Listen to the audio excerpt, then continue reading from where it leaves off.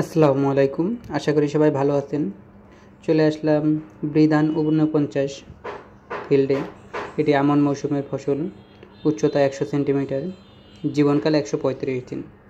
চাল মাঝারি, চিকন, নাজির শাইলের মতো। হেক্টর প্রতি ফলন ৫.৫ মেট্রিক টন। এরপরে আছে বৃধান ৫২। বৃধান ৫২ এটিও রোপা আমন মৌসুমের ফসল। চাল মাঝারি মোটা, হেক্টর প্রতি ফলন ৫.৫ মেট্রিক টন। মাশাআল্লাহ, ফলন খুব ভালো হয়েছে।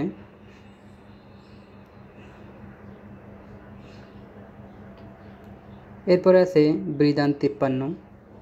এটিও রোপা আমন মৌসুমের ফসল। উচ্চতা ১০৫ সেন্টিমিটার, জীবনকাল ১২৮ দিন।